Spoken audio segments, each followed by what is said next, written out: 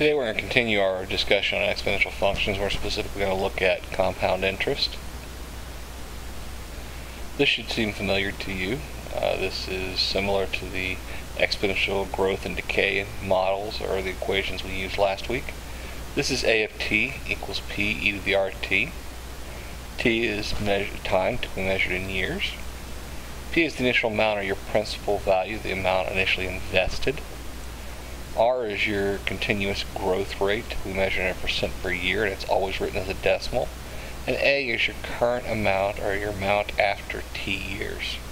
And again, we got to make sure the years here or the time measurement matches up with the rate measurement. So if I have a percent per year, then the time needs to be measured in years.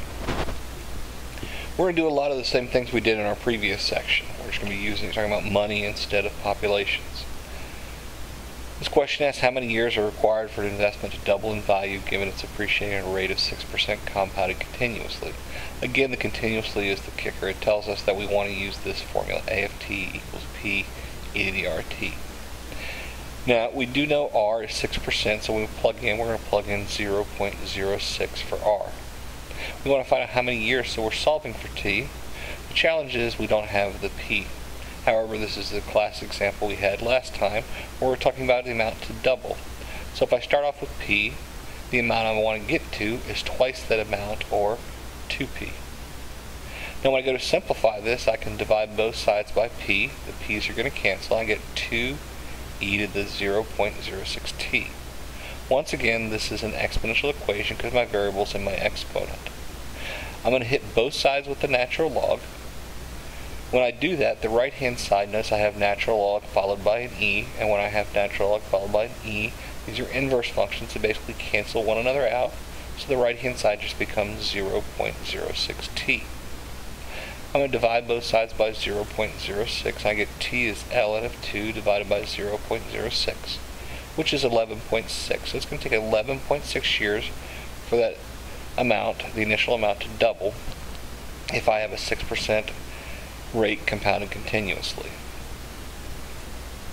We can also solve for other items. For example, how much money must you invest at 4.6% interest compounded continuously to have $15,000 at the end of 6 years? Well, again, compounded continuously is the kicker. This tells us I want my A of t equals p e to the rt. I'd call this my PERT formula for obvious reasons. And in this case, I'm actually given A of t. I'm given that I want to have $15,000 at the end of 6 years. So t is 6, and r is going to be 0.046, because that's 4.6% written as a decimal. Now this is not an exponential equation, because notice your variables, what you're solving for, are not in the exponent. They're out front here. So what I'm going to do is I'm going to sit there and simplify this e to the 0.046 times 6. I'm going to multiply my numbers in my exponents first and then evaluate it at e. Now I'm going to get this number. Please understand that I'm rounding here. What you want to do is not round, but simply plug all your numbers in your calculator and wait till the very end to round, or you're going to wind up getting slightly off. So when you get your final answer, you're going to get p is $11,382.19. Now understand, when you're talking about currency, it is very common to round either 2 decimal places to represent cents or round to the nearest dollar. Please read your question and make sure you answer it according to how they want you to answer. Let's wrap everything up in a nice equation. This is one of the ones we've kind of seen before. Each one of these pieces we've actually done in prior sections. It says $4,000 is deposited in a savings account at 8.5% interest compounded continuously. Again, the continuously is the kicker here. We want to answer 5 things. What's the formula for A of t, the balance after t years? Give a differential equation satisfied by A of t. How much will be in the account after 7 years? When will the balance be $10,000? And how fast is the balance growing when it reaches $10,000? So let's start with the first one. What is the formula for A of t, the balance after t years? Again, the kicker is it's compounded continuously, so it's my PERT formula. We're told the initial amount invested is $4,000, and we're told we have a rate of 8.5%. So our formula is 4,000 e to the 0.085t, and that is our equation. The second part says give a differential equation satisfied by a of t. Well, we know in general that an exponential equation a of t equals p to the e to the rt will satisfy the differential equation p prime to t equals k p to the t. This k is just your growth rate, or this number up here, which is 8.5%, so 0.085 is our k. So our equation is p prime to t equals 0.085 p to the t. The next part is how much will be in the account after 7 years. Again, we have our equation. In this case, we're given 7 years, which is our t.